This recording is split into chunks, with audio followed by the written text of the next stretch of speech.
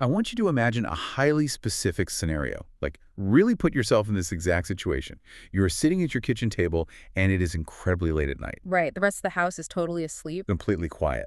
The only sound in the entire room is that low, um, that rhythmic, almost hypnotic hum of the refrigerator in the corner. You know the exact sound I mean. Oh, absolutely. It gets so loud when you're stressed. Yeah, it really does. And you are just staring at a laptop screen. Maybe it is your bank account interface just glaring back at you. Or a really stressful multi-paragraph email from work that you just don't know how to answer. Right, or even a message detailing some complicated, painful family conflict. Yeah. And you are sitting there, and you can physically feel this tight, heavy knot right in the center of your It's chest. a very physical sensation. It is, and you can smell the sharp, bitter scent of the coffee in your mug, the coffee that went completely cold, like hours ago. That midnight kitchen table scenario, it represents a very specific type of isolation. It's really the physical manifestation of feeling entirely stuck.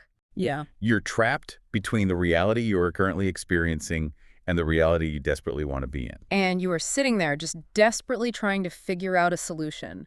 You are agonizing over how to fix this problem. Asking yourself over and over, when will things finally get easier? Exactly. You are applying pure, unadulterated logic to the situation. You are making these elaborate mental spreadsheets. Weighing all the pros and cons. Right, looking at the historical data of your entire life. And yet, despite all this intense mental effort, you feel completely hopelessly paralyzed. Because logic can only take you so far. Well, and here is the part that is perhaps the most deeply frustrating, right? As you sit there looking at this problem, this sudden realization washes over you. The cycle. Yes, you realize that this exact struggle, this specific type of financial panic, or this exact dynamic of interpersonal conflict is the identical struggle your parents went through. And if you think back far enough, maybe their parents went through it before them too. Right.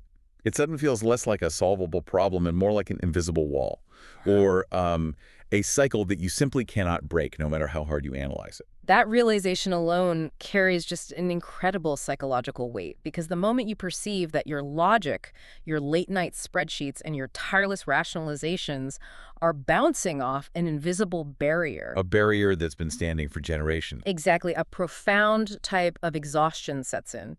You are essentially fighting a ghost with a calculator. Which brings us to our mission for this exploration today. We are going to examine some highly unconventional philosophy regarding human potential. And really how we interact with reality itself? Yeah, we are going to unpack a very provocative concept. We're looking at why trying to purely logic your way out of deeply rooted, deeply historical problems almost always fails. Because it does fail, more often than not. It really does. So we're going to look at how to truly bypass that mental trap. And most importantly, how to completely rewrite these inherited cycles by fundamentally shifting where you place your internal focus. The material we're examining today, it challenges the very foundation of how we are taught to solve problems in the modern world. It really flips it on its head. It does. It treats the process of changing your life almost like a physics of human consciousness. It moves far beyond just, surface-level positive thinking. To illustrate the inherent limitations of relying solely on the logical, rational mind, the source material shares this fascinating allegory from ancient texts. I love this story. It's so good. Okay, picture this. A revered teacher and his students are out on a fishing boat. They are out on the water, and the students are just working themselves to the bone. Just exhausting physical labor. Right. They're repeatedly casting these massive, heavy, soaking wet nets over the left side of the boat. Over and over. Over and over. Every single time, they use all their physical might to haul the nets back up, only to find them completely, utterly empty. No fish, nothing. They're exhausted, frustrated, and totally confused because they're doing exactly what they physically know how to do. Exactly. Then the teacher looks at them and gives a very simple instruction. He tells them to stop casting on the left and instead to cast the net over the right side of the boat. Just a slight shift in direction. Right. And they listen. They cast the net over the right side. And when they attempt to pull it back in, the net has become so incredibly full, so heavy with their catch, that they can barely haul it back over the edge of the boat. The visual contrast there is striking, isn't it? The sheer exhaustion of the empty net versus the overwhelming abundance of the full net. It is. But the genius of this allegory lies in what the elements of the story actually represent psychologically.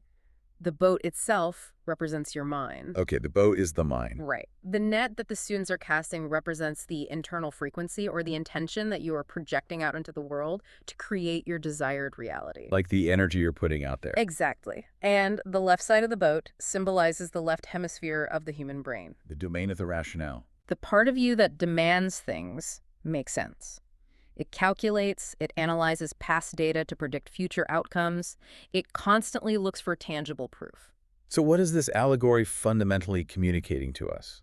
It's saying that whenever you attempt to force a new reality into existence purely through the left side, through sheer logic and rational calculation, you are almost guaranteed to pull up an empty net.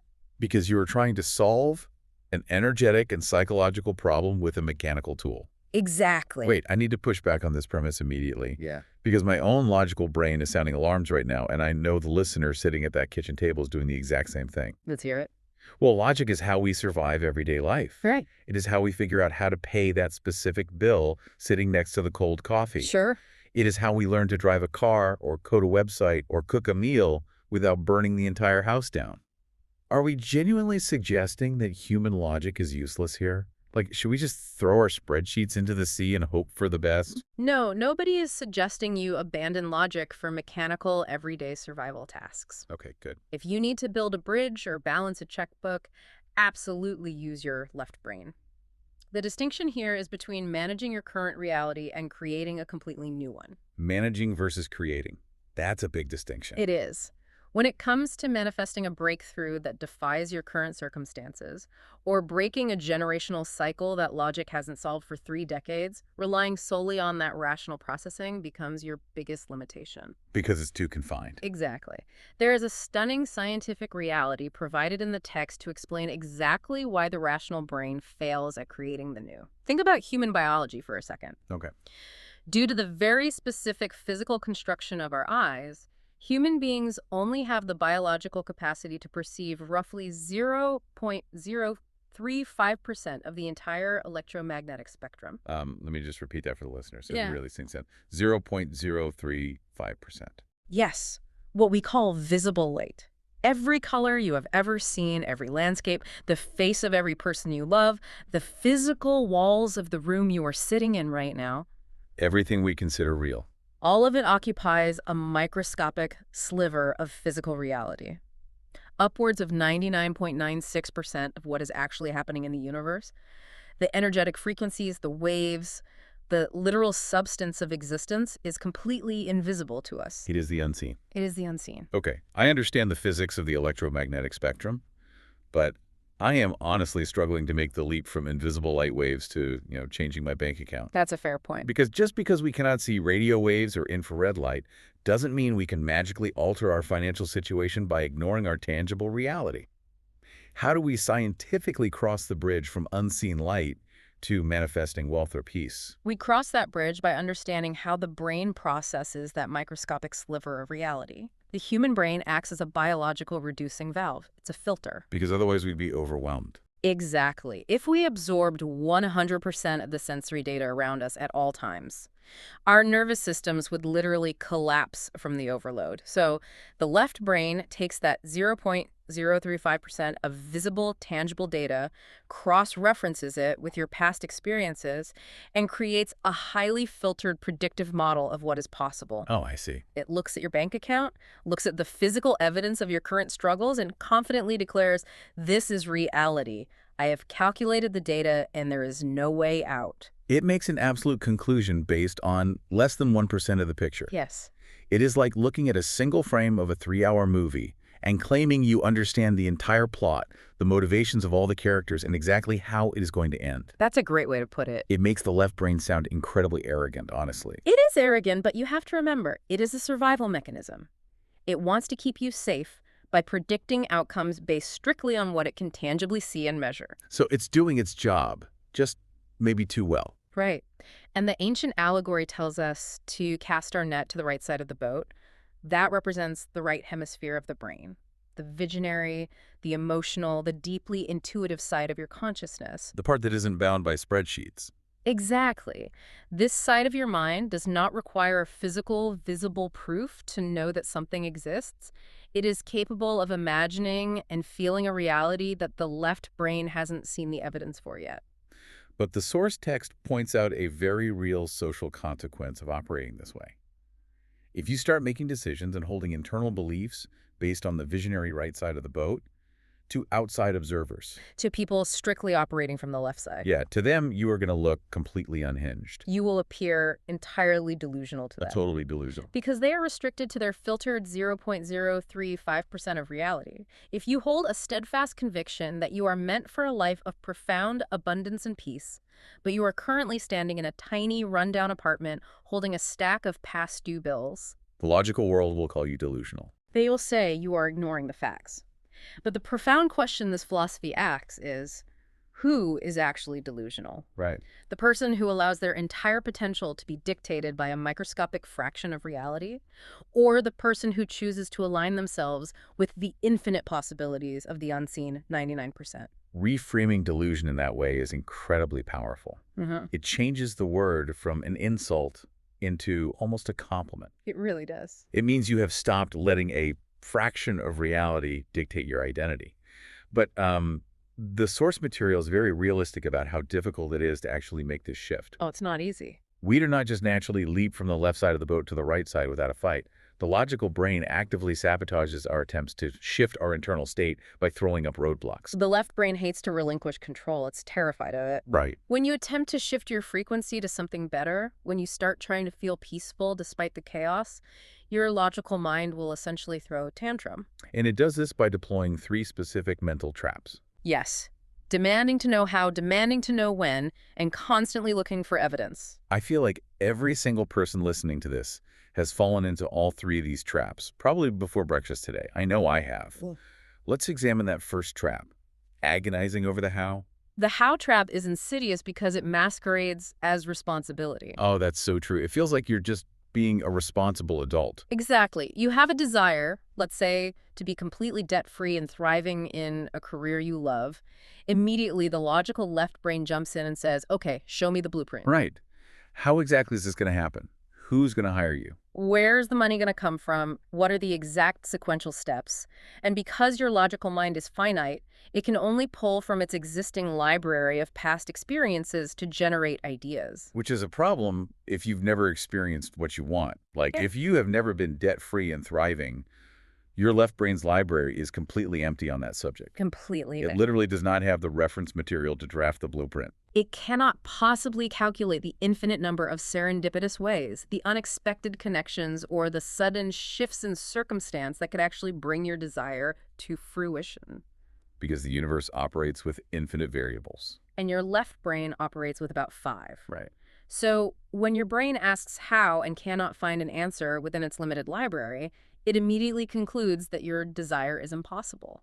So what is the prescribed defense mechanism against the how trap? Because you can't just fight a thought. No, you can't. I know from personal experience that harder you try to fight a negative thought, the louder it screams at you. Fighting a thought requires engaging with it, which means you actually holding on to it. You're giving it energy. You are feeding it energetic attention. Instead of fighting the logical mind, you must assert authority over it. How do you do that practically? The moment you catch yourself spiraling into the anxiety of how a problem will be solved, you have to calmly internally declare, it is not for me to worry about. Okay, I have to stop you there. Because it is not for me to worry about sounds incredibly passive. I know it does. If our listener at the kitchen table just closes the laptop and says, not my problem, the bills still go to collections, how does releasing the how actually result in a tangible change? Because releasing the how is not about physical inaction. It is about neurological regulation. Neurological regulation. Tell me more about that. When you are agonizing over the how, your brain is in a state of extreme stress. It's often triggering an amygdala hijack. Your fight or flight response is fully engaged. You're in survival mode. Yes, and in that state, your brain literally shuts down access to the prefrontal cortex. Which is the part we need, right? Exactly. The prefrontal cortex is the area responsible for creative problem-solving, lateral thinking, and recognizing novel opportunities. So by stressing over the how, we turn off the part of the brain that could actually figure it out. Bingo. By declaring, it is not for me to worry about, you are intentionally down-regulating your nervous system. You are stepping out of the panic of survival mode. Okay, I see. Once your nervous system calms down, the prefrontal cortex comes back online, and you suddenly have the biological capacity to notice a new path, an unexpected opportunity, or an intuitive physical step that your panicked brain was entirely blind to. That makes perfect sense. The calmness actually creates the biological environment for the solution to arrive, Exactly. which leads right into the second trap, which might be even harder for people. The when trap, impatience. Impatience is a massive hurdle. We live in a world of next-day delivery and instant downloads. If we decide we want our reality to change, we want it to change by next Tuesday at the latest. The when trap is really a symptom of fundamentally misunderstanding what manifestation actually is. How do most people define it? Most people define manifestation as using your mind to force the physical reality to change so that you can finally feel good. The idea of once I get the job, then I will feel secure. Once I meet the partner, then I will feel loved. When is it going to happen so I can finally exhale? That exact definition keeps you locked on the left side of the boat.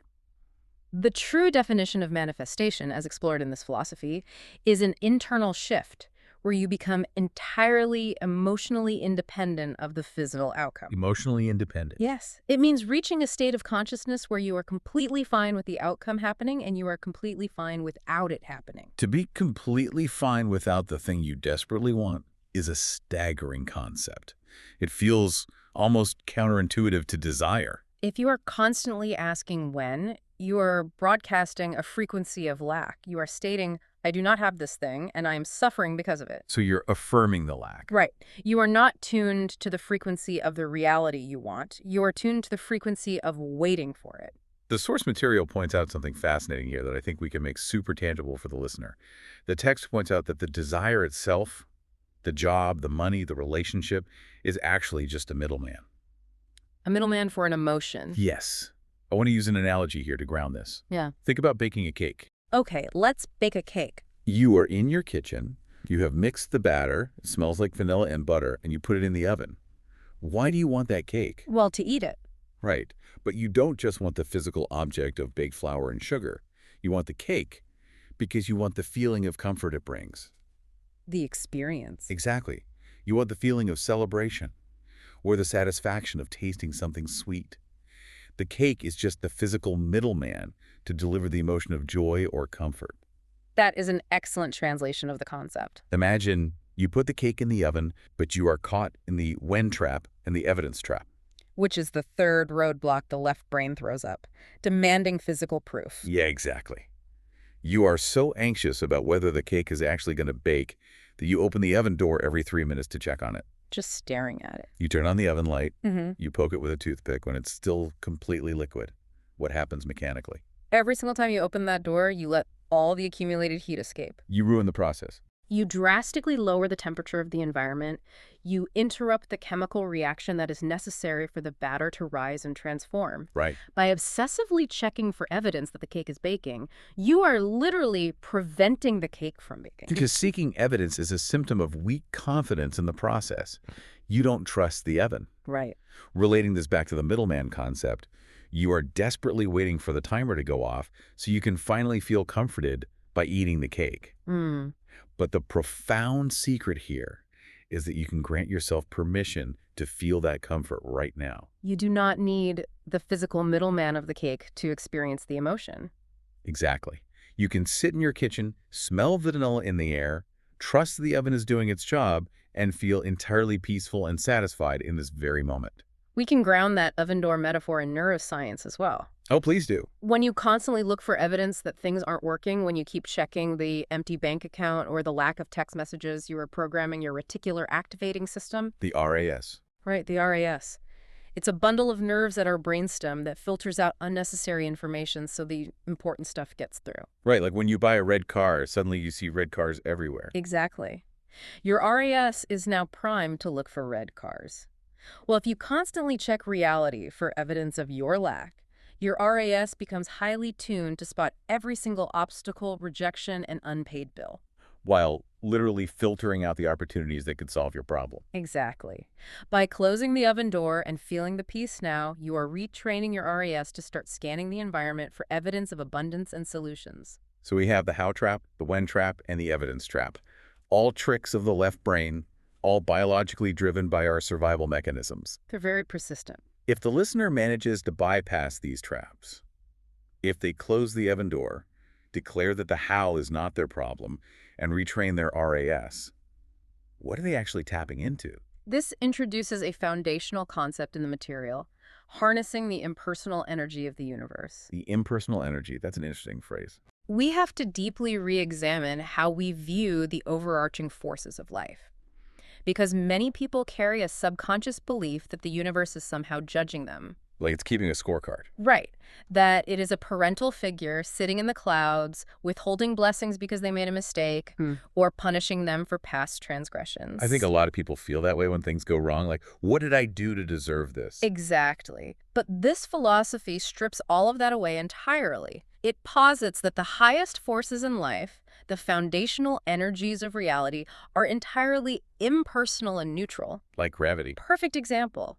Gravity does not have a moral compass.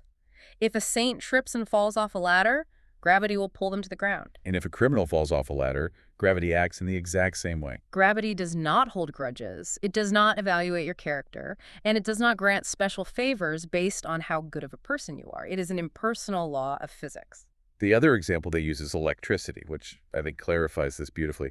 You can plug a life-saving medical device into a wall outlet, and the electricity will power it flawlessly, potentially saving a life.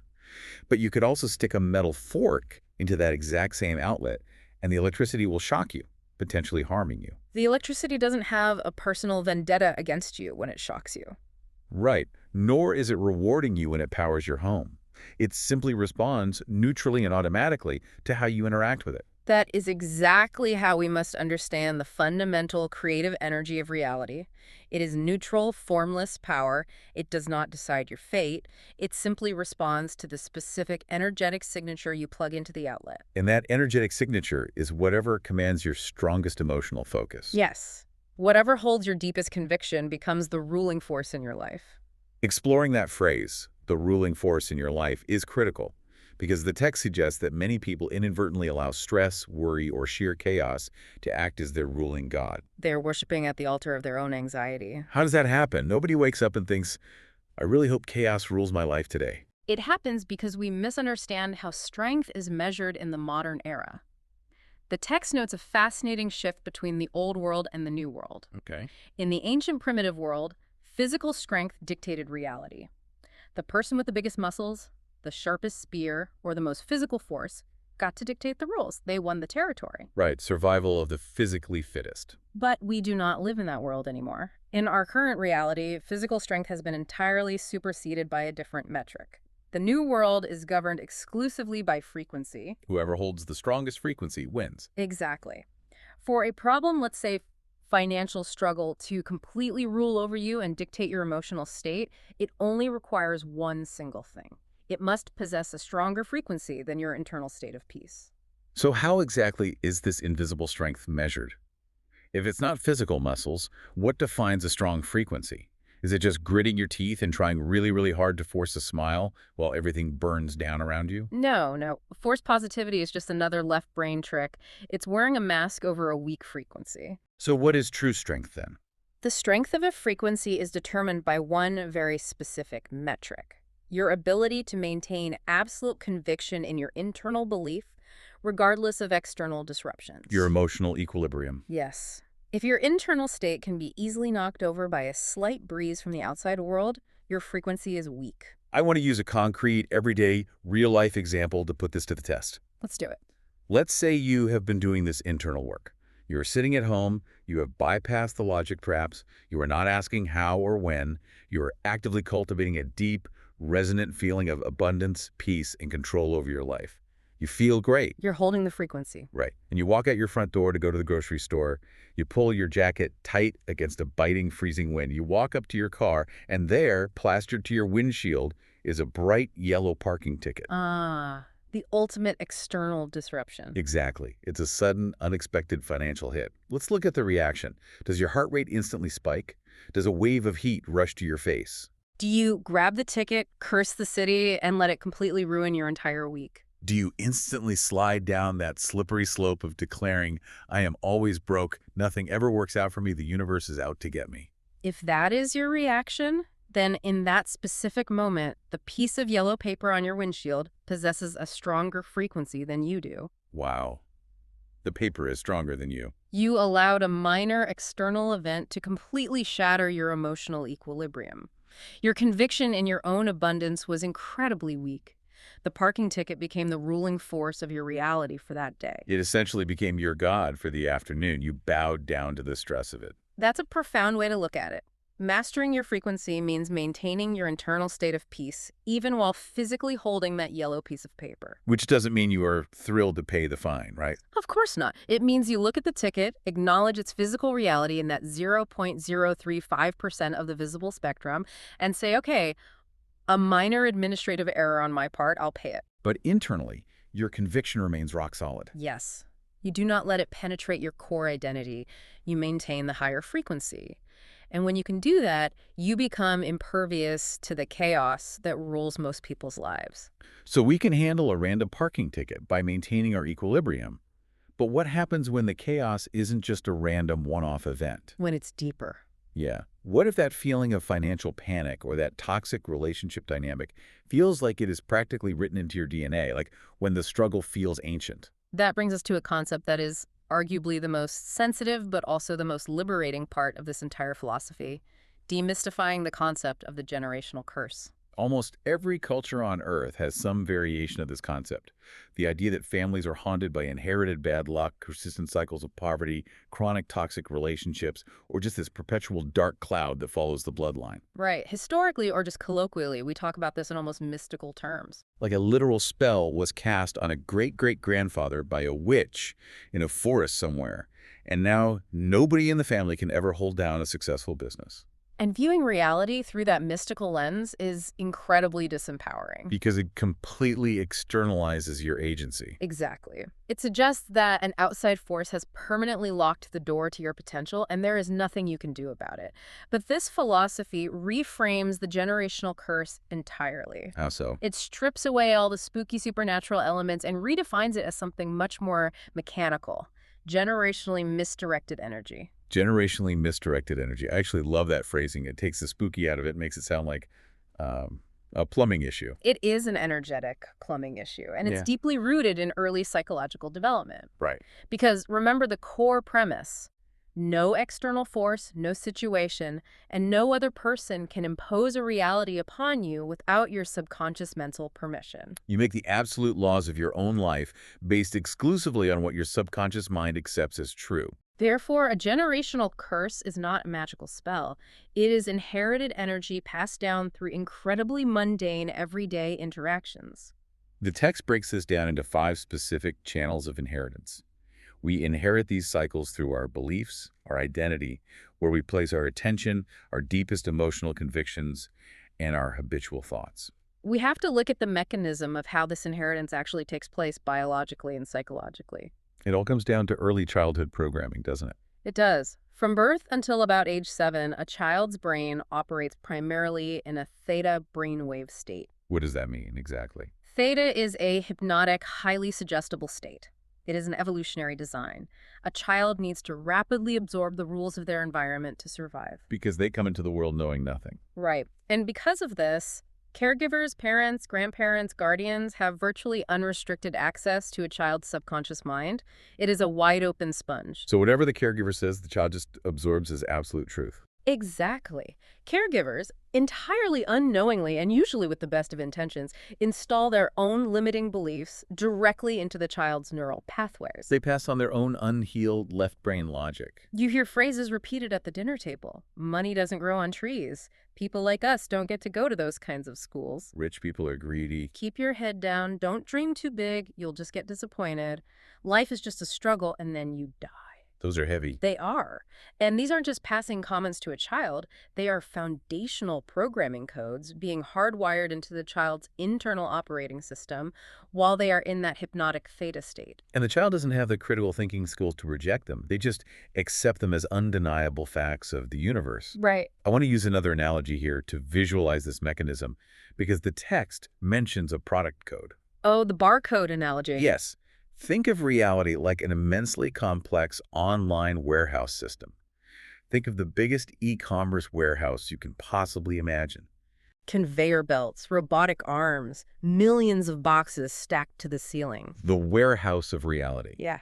Your internal frequency, that combination of your beliefs, identity, and emotional convictions that were programmed into you, acts as a barcode scanner. Okay, I follow. Let's say your family, over generations, has developed a very specific barcode.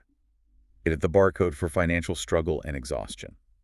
When you are born, your parents lovingly hand you this scanner. They say, here is how the world works. This is our family's barcode. Exactly. You don't know any better, so you take it. Yeah. And you walk through life, unconsciously scanning everything with this frequency. And the automated warehouse of the universe simply reads the barcode you provide? It scans the code, the robotic arms whir into motion, and it continuously ships boxes labeled unexpected expenses passed over for promotion and general exhaustion directly to your front porch. Right on time. And you stand there looking at these boxes, crying, frustrated, screaming at the sky. Why does this keep happening to me? My family is cursed. The warehouse is out to get us. But there is no curse on the warehouse. None. The warehouse is completely neutral. It is that impersonal energy we discussed earlier. It is just a highly efficient distribution center, fulfilling the exact order it received. It is simply reading the barcode it was handed. And we can tie this right back to the neuroscience we discussed earlier. The RAS. Yes. That barcode scanner is your reticular activating system. If your parents installed the barcode for struggle, your RAS will meticulously filter out the promotion, the good investment, or the healthy partner, and it will home in entirely on the circumstances that validate the struggle. Your brain is quite literally fulfilling the order. The true tragedy, or the true opportunity, depending on how you look at it, is that you have the power to print a new barcode at any time. But you don't realize it because you think the code you were given is an unchangeable law of physics. That brings a whole new layer of meaning to the phrase, your parents have more power over your reality than the universe. It really does. Because the universe is just the warehouse. It will give you whatever you ask for. Your parents, however, programmed the scanner. They dictated what you were asking for on a subconscious level. If the listener is having a massive realization right now, sitting at their own metaphorical kitchen table, recognizing the barcode they were handed, what is the physical next step they take when they close their laptop? How do you actually stop the shipments? Right. We have to move from diagnosing the problem to actively transmuting it. And we do this through the law of polarity and rewriting the code. To break the cycle, we have to understand a fundamental principle of physics and esoteric philosophy, the law of polarity. The law of polarity, what does that state? It states that opposites are often not fundamentally different things. They're the exact same energy, simply vibrating at different rates. The same energy vibrating at different rates. Hmm. That sounds a bit abstract. Let's use the physical example provided in the text. Ice and steam. Okay. Ice and steam. If you look at a solid block of ice, it is hard, it is cold, it is heavy, it holds a rigid shape. All right, it's very dense. Now look at steam rising from a kettle. It is hot, it is weightless, it is invisible, it expands to fill the room. To the naked eye, they appear to be complete opposites. They behave entirely differently. If you touch them, you experience completely opposite physical sensations. But on a molecular level, What are they? they are exactly the same thing. They are both H2O, just water molecules. They're the exact same substance. The absolute only difference is the speed at which the molecules are vibrating. Add heat, which increases the vibration, and the rigid, heavy ice transmutes into expansive, weightless steam. Exactly. Now, apply this law of polarity to your life. The state of being stuck in a curse, experiencing prolonged struggle, poverty, or emotional pain, and the state of experiencing a fortune, prolonged success, abundance, and peace are not two different realities fighting each other. They aren't. No, they're the exact same energetic substance. So a generational curse and generational wealth are the exact same energy. They are just vibrating at completely opposite ends of the spectrum, which means you do not have to go out into the universe and find some brand new magical success energy to replace your cursed energy. You already possess the raw material. You are already holding the H2O. You simply need to change its weight of vibration. You need to turn the ice into steam. Precisely. Okay, but how do we apply the heat to change that vibration? The heat is your concentration. It is your focus. If you constantly fixate on how stuck you are, if your internal dialogue is an endless loop of complaining about how unfair the cycle is, how heavy the burden is, and how desperate you are to escape it, Where is your concentration? It's entirely focused on the ice. You are directing all of your mental and emotional energy into the dense, slow, vibrating side of the equation. You are effectively keeping it frozen. So to change the vibration. You must radically shift your concentration to the opposite pole. In terms of neuroplasticity, this is known as Hebbian learning. Neurons that fire together wire together. Every time you ruminate on the struggle, you reinforce the neural pathway of the ice. Exactly. To build the pathway of the steam, you have to force your brain to concentrate on the feeling of the solution, even before the solution is physically visible. This reminds me of the irony of feeling trapped. It is like sitting inside a tiny, dark, freezing stone prison cell. Right? You are huddled in the corner, shivering, lamenting your captivity. You are crying about how unfair it is that you were locked in here, writing poems on the wall about your suffering, analyzing every detail of the stone floor. Getting really familiar with the problem. Exactly. You do this for years, then one day you accidentally bump into the heavy iron door and it just swings wide open. Because there was never a lock on it. It was simply learned helplessness. The door never had a lock. The only thing keeping you inside was the fact that you were so focused on the reality of being imprisoned that you never even reached out to turn the handle.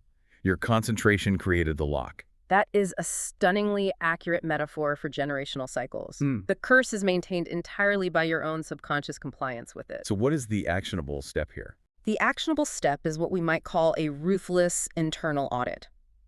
You must meticulously self-analyze the beliefs you inherited.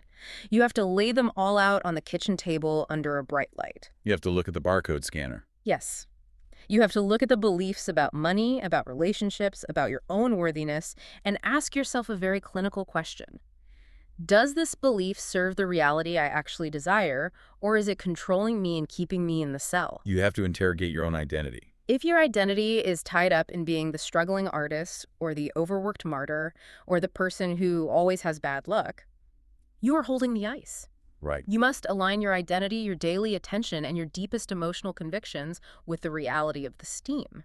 You effectively reprint your own barcode. Which means giving yourself permission to feel the relief, the abundance, and the joy before the physical boxes arrive at your door. You have to smell the cake baking and trust the oven without opening the door to check for evidence. When you do that, when you align all those channels, beliefs, identity, attention, emotion, and thoughts, the frequency you project fundamentally changes. And your brain's filtering system rewires itself. The robotic arms in the warehouse pivot. The physical reality, that 0.035% that you can see, has no choice but to eventually reorganize itself to match the new frequency. It is an impersonal law. It is so deeply empowering, yet it requires so much personal responsibility. It really does. Because you can no longer blame the witch, or the universe, or even ultimately your parents, once you become aware of the lockless door. It is the ultimate taking back of agency. As we start to wrap up this profound exploration, I want us to zoom out and just reflect on the staggering, almost intimidating potential of the human mind that this philosophy presents. It really is staggering when you think about it. We started this conversation sitting at a kitchen table, feeling crushed by the weight of a problem, paralyzed by logic, and haunted by the feeling that we are just playing out an old family script. Casting the heavy nets and pulling up absolutely nothing. Right. What we have uncovered is that the challenges we face, the cycles we feel trapped in, the sheer stress we feel radiating off that laptop screen are very often just the echoes of an old, inherited frequency. It is an old song playing on a radio station we didn't even know we were tuned to. But we possess this profound, innate biological and psychological ability to simply reach out and turn the dial. We can reject the inheritance of the empty net. We can bypass the panic of asking how and when by calming our nervous system. We can become the absolute autonomous authors of our own internal environments. And by changing the internal environment, by harnessing that impersonal energy with unshakable conviction, we inevitably change the external world. I want to leave you, the listener, with a final, lingering thought. Something to really mull over the next time you find yourself staring at a problem late at night, smelling that cold coffee and feeling that knot in your chest. What's the thought? If your current reality, with all its frustrations and its repeating cycles, is simply the physical reflection of a barcode you were handed years ago without your consent, what happens the exact second you decide to print a completely new one? What entirely new world is waiting to be shipped to your doorstep the moment you change your mind?